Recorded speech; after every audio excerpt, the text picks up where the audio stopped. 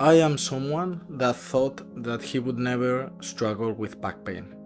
3 years ago, I was both strong, young, and had no previous experience with pain.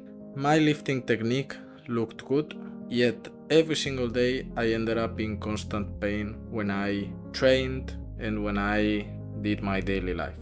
Today I'm gonna talk you about exactly what happened and what finally helped me recover so that you don't make the same mistakes as me.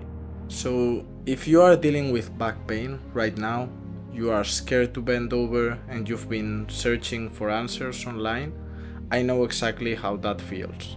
By the end of this video, I will share the biggest lessons I learned and what I would do if it happened again. Here's my story. 3 years ago, I was still in university. I had an active lifestyle. I had years of calisthenics training on my back. I had also been training martial arts for a long time, and I didn't have any experience with back pain. The only occasion in which I could remember some back pain was sometimes when jogging. I am someone that doesn't jog often, and every time I decided I wanted to try and to give it a go, I would just go out for an hour or 2 hours and then my back started to hurt, but nothing more besides that. Then at some point, I started going to the gym, added squats and deadlifts to my routine, and since I was already quite strong from years of training calisthenics, I started progressing quite quickly. At the same time, I also started training judo, which is quite an intense martial art. I remember at the beginning I started feeling some discomfort in my lower back, but I just ignored it and kept pushing through my training. Pain gradually became worse. I started noticing it more often. It became constant, and I started worrying. At some point, it became so intense that I couldn't stop thinking about it. I recorded videos of every single thing I did during training, of my squats, my deadlifts, and I simply couldn't understand why my pain happened because my technique looked great and it didn't seem to me like I was doing any of the mistakes that would lead to that back pain I was feeling.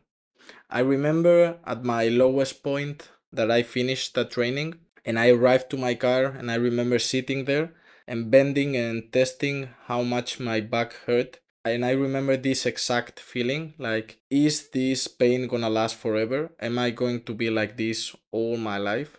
And for the first time, I genuinely started wondering if my back could ever feel normal again. So I went to the doctor and I got an MRI. Once the results were ready, my doctor told me my diagnosis. It was that I had several protrusions in different lumbar spine levels, and she recommended physical therapy. At that point, I was studying physiotherapy in university, and I thought I could somehow find a solution for it, so I didn't really do what the doctor told me to do. And I just thought I could solve it myself. And then that started months of learning to try to fix my back pain.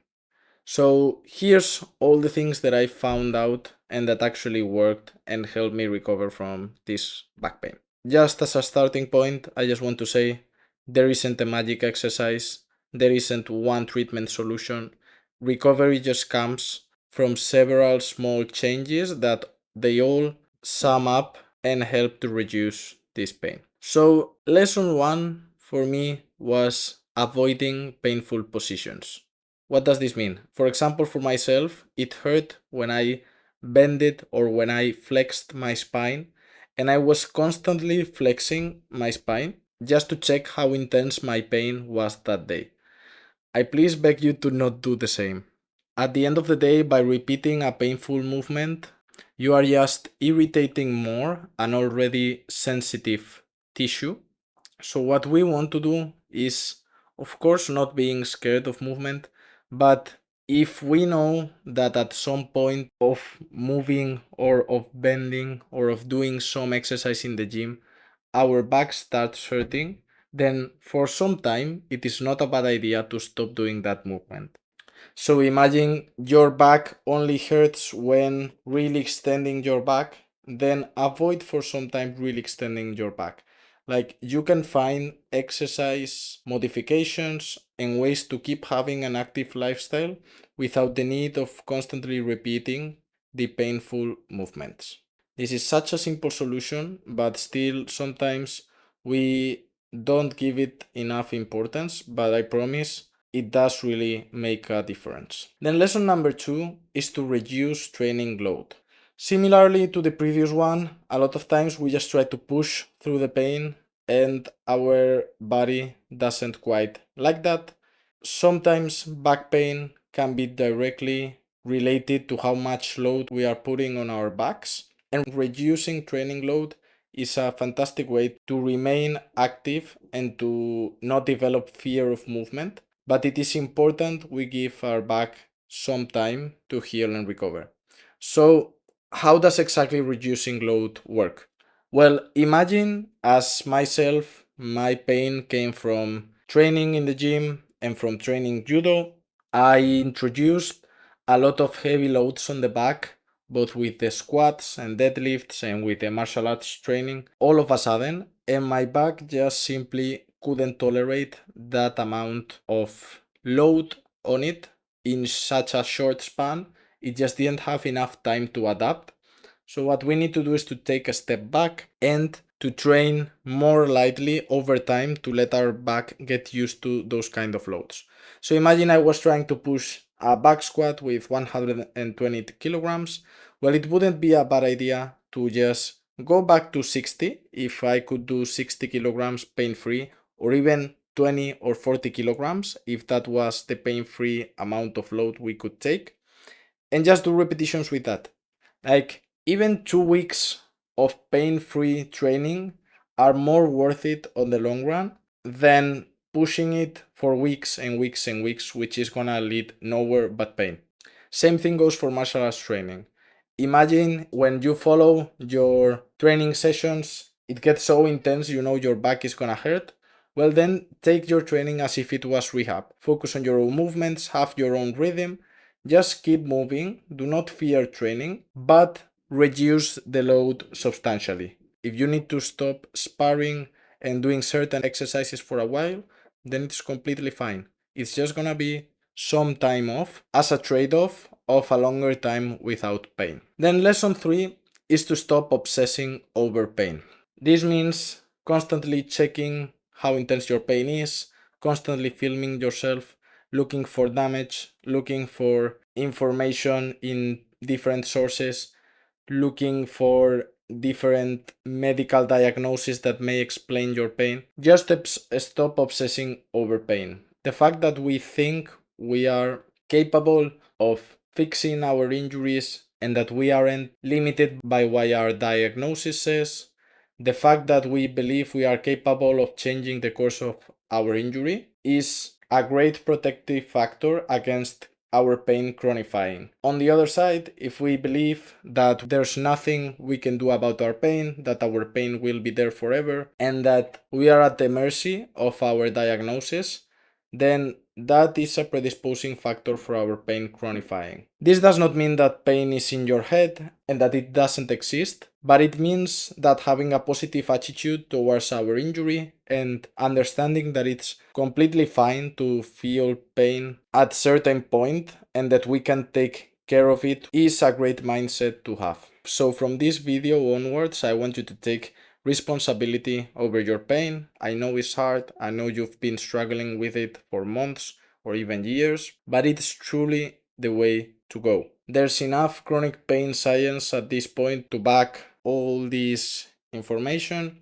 So if you want to know more about this topic, I will leave you a video linked here that may help you a little bit understand more about this topic. Then, lesson number 4, give your body time. Pain just doesn't disappear overnight, and healing really takes some patience. All the previous steps I talked about before are gonna lead your body on the right track and on the right direction, where every single day you may start feeling a little bit less pain, Sometimes may be better, sometimes it may be worse. Of course, the road is gonna be filled with ups and downs, but the normal and average thing would be that if you are taking the right steps that I am mentioning, over time your body is just gonna start healing. The tissues get used to the loads we are progressively stimulating them with. The body starts its own healing process, and that tissue that was originally sensitive and irritated starts becoming normal and stops sending all those pain signals. So, a lot of times, time is the best solution for our injuries. The body is really wise in that regard. And if we don't give it a reason to constantly trigger the alarm signal of pain, it's just gonna try to make it disappear over time. And then lesson 5, once we've taken all the previous steps and once our pain starts to go away, we can gradually reload. This is where recovery really starts. We can start increasing the intensity of our training. We can start introducing the movements that we didn't do before because they were painful. If flexing our spine was what made us feel pain, we can slowly start introducing that movement into our daily lives, because at the end of the day, our back and our body is made to move. We don't need to feel scared about movement forever. It's just sometimes we are limiting it. Once our body has healed, once we can tolerate movement again, then the best thing we can do is to slowly introduce this movement again.